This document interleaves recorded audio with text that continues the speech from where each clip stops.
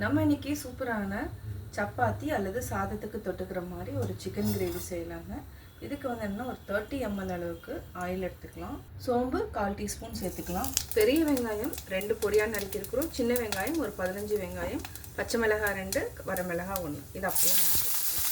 1 நிமிஷம் வரைக்கும் சிம்மில் வச்சு நல்லா வதக்கிக்கலாம். ஒரு ஈருக்கு கருவேப்பிலை சேர்த்துக்கலாம். ஒரு 1/2 டீஸ்பூன் அளவுக்கு நம்ம இஞ்சி பூண்டு பேஸ்ட் சேர்த்துட்டு பச்சை வாசனை போகிற வரைக்கும் வதக்கிக்கலாம்.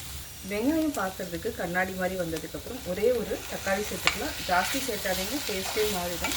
ஒரு தக்காளி பொடி இதையும் சேர்த்து நல்லா வதக்கிக்கலாம்.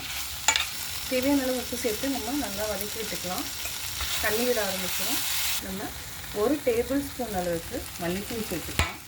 1/2 டேபிள் ஸ்பூன் அளவுக்கு மிளகாய்த்தூள், 1/4 டீஸ்பூன் கரம் மசாலா, சிக்கன் மசாலா ஒரு 1/2 டீஸ்பூன் சேர்த்துக்கலாம் ஒரு ஃப்ளேவருக்காக. இதை சேர்த்து நல்லா வதக்கி விடுங்க. தேவையான அளவு தண்ணி விட்டு நம்ம மூடி வச்சுக்கலாம். புதினா கொஞ்சமாக போட்டுட்டு நம்ம மூடி வச்சுக்கலாம்.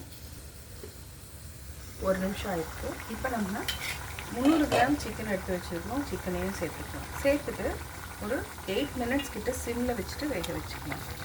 உப்பு தேவைன்னா ஆட் பண்ணிக்கலாம். இப்போ நம்ம அப்படியே மிக்ஸ் பண்ணிக்கலாம். மிக்ஸ் பண்ணிவிட்டு இப்போ மூடி வச்சுக்கலாம்.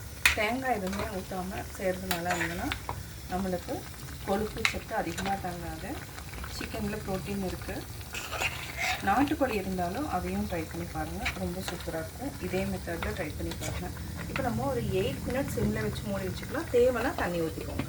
நம்ம 8 மினிட்ஸ் லோ ஃப்ளேமில் வச்சுட்டு கிரேவி ரெடி பண்ணிட்டோம். இது வந்து சாப்பிட்டு பாருங்கள், சூப்பராக இருக்கும். அதாவது ரொம்ப சிம்பிள், தேங்காய் ஊற்றாமல் செய்யக்கூடிய சிக்கன் கறி. இப்போ நம்ம ஆஃப் பண்ணிக்கலாம்.